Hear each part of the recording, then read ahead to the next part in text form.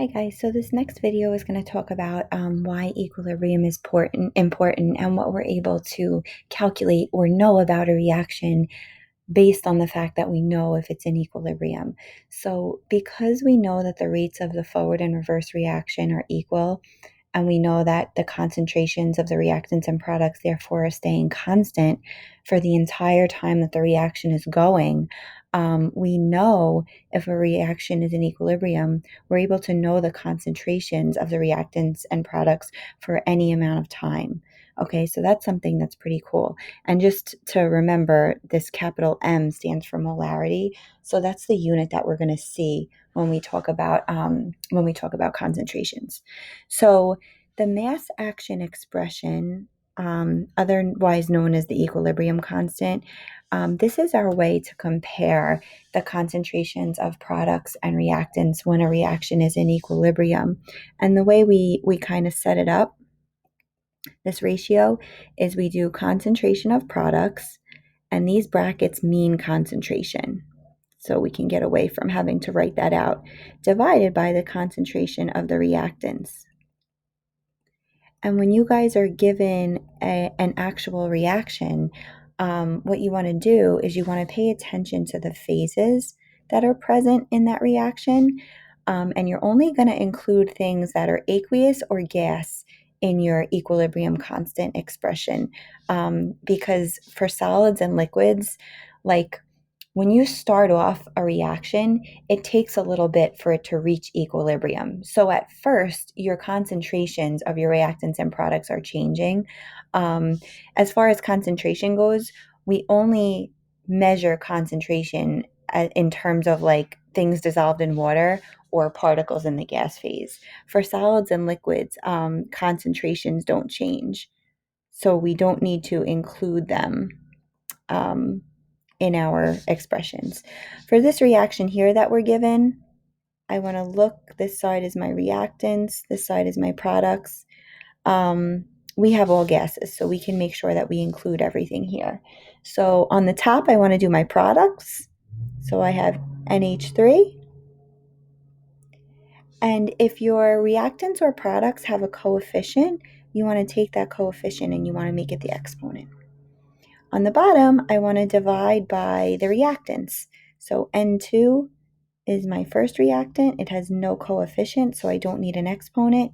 And times H2, which is my second reactant, and it has an exponent of 3. A coefficient of 3, so I'm going to make that my exponent.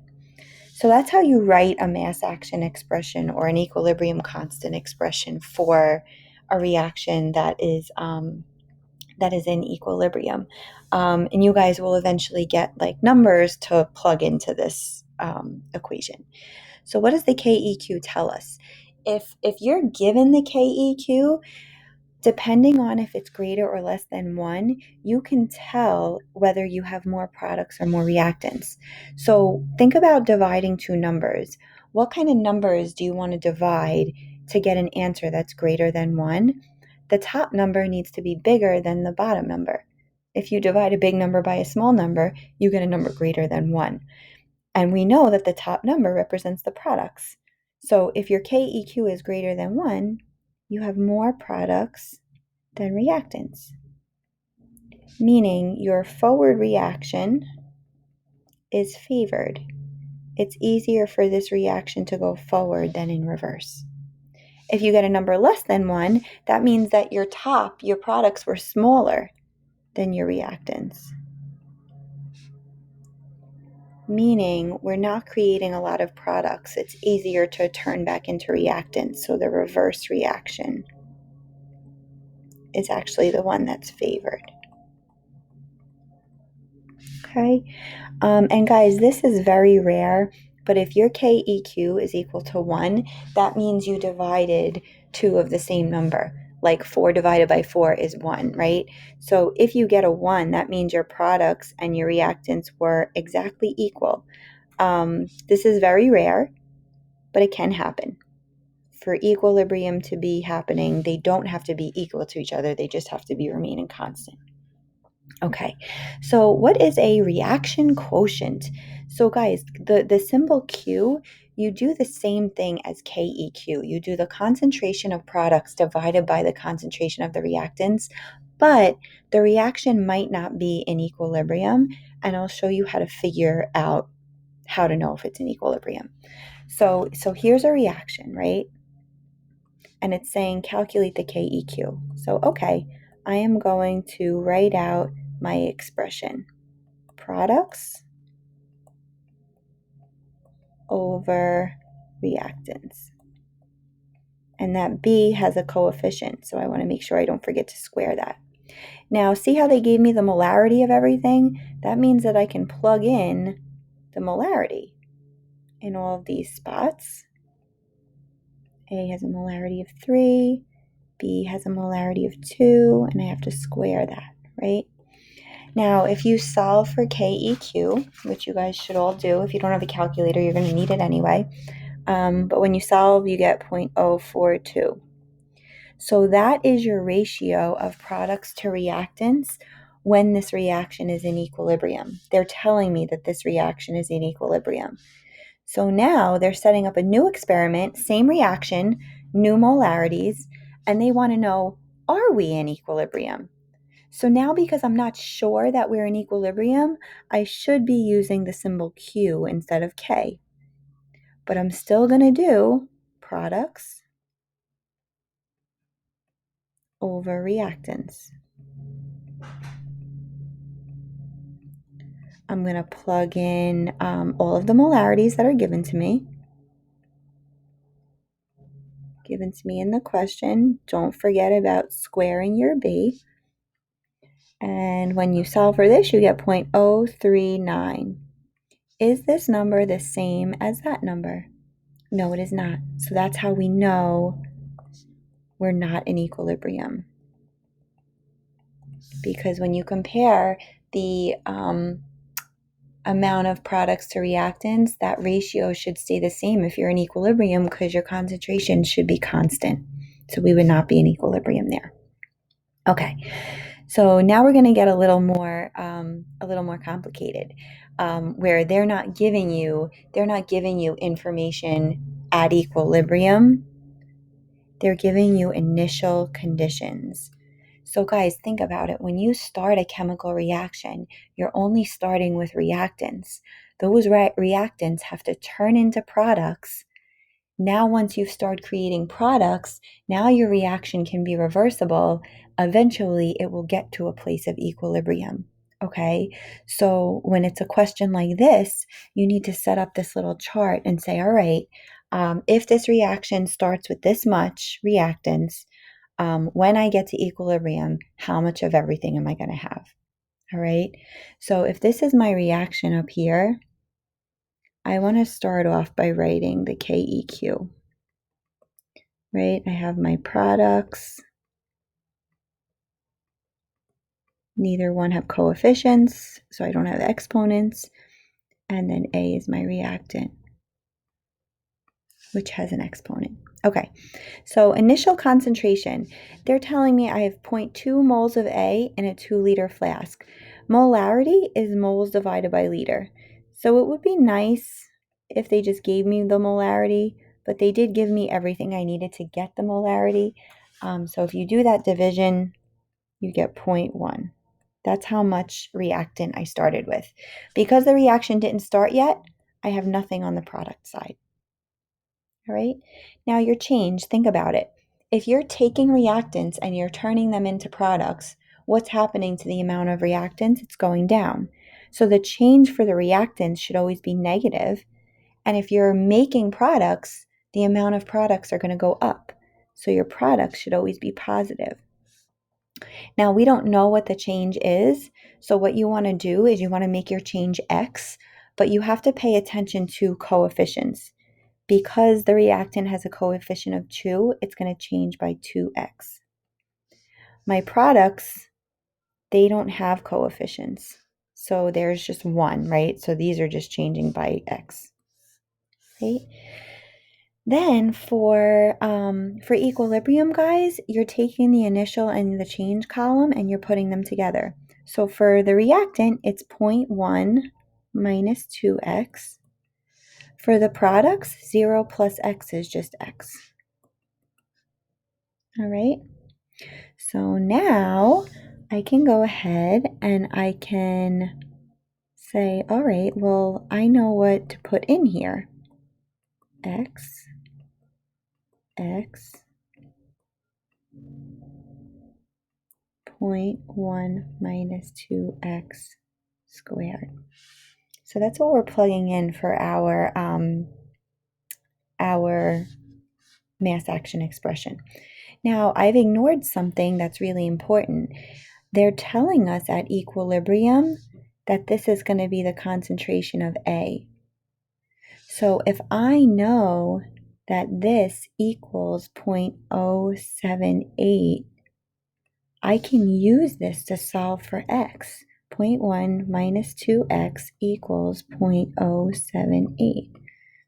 If I minus 0.1 from both sides, divide both sides by -2, I know that x equals 0.001.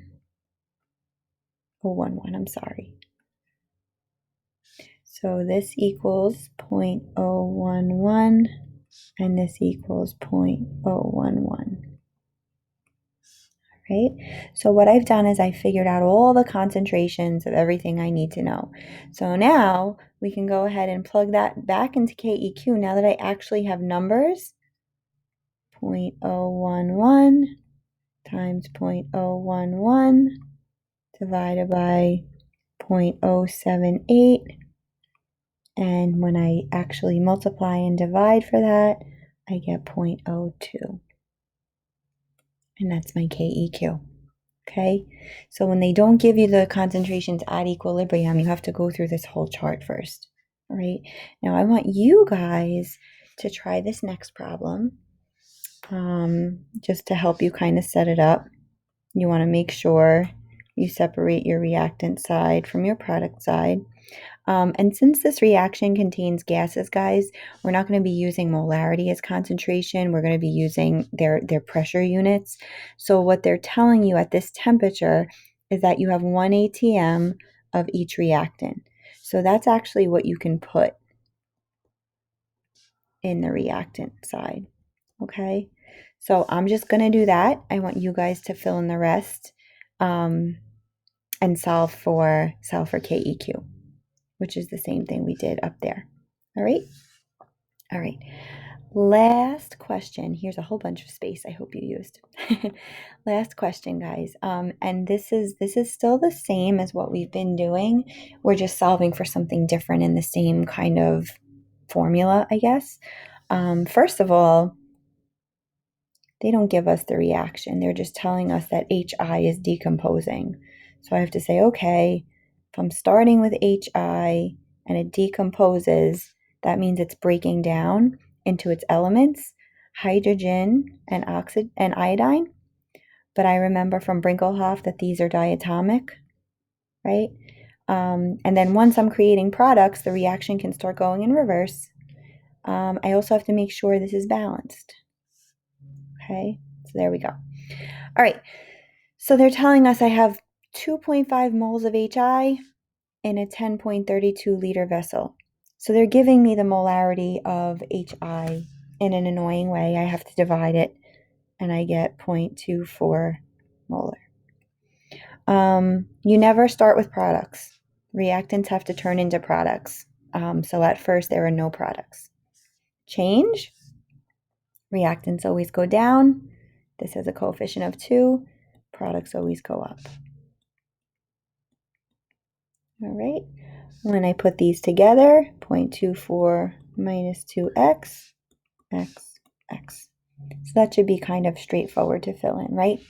Okay. So they gave me the KEQ, and they're asking me to find concentration. So same process here, guys. It's just a little bit different as far as the setup is going to go. So let's do products over reactant. Reactant is squared. And there we go. All right, so now let's plug in. If I know a number for KEQ, I can write that in. So I'm going to do that.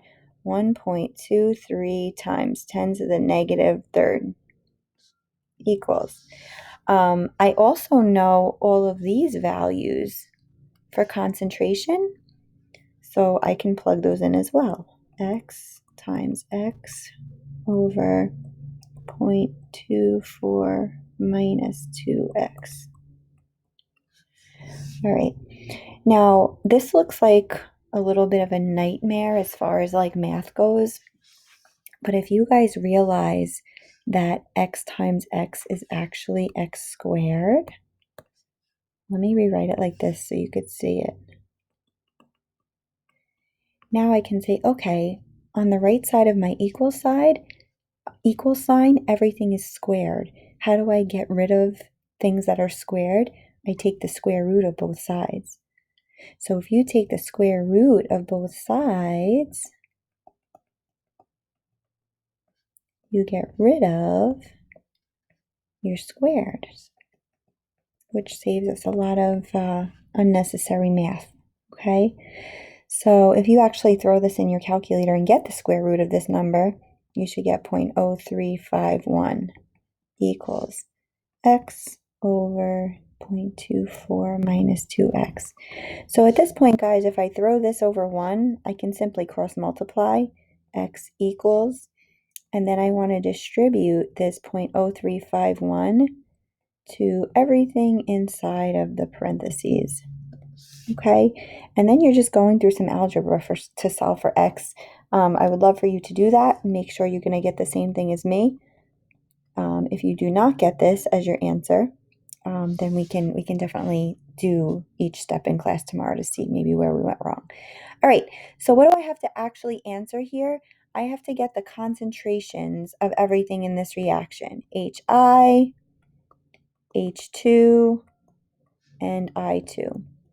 So by solving for X, I solved for the concentrations of my products. My products just have a concentration of X. So 0.0079 is the concentration of both of those things. And for HI, I need to plug X in to that 0.24 minus 2. So 0.24 minus 2 times 0.0079. Okay, and if you throw that in your calculators, you get 0.224 molarity. So this is my answer.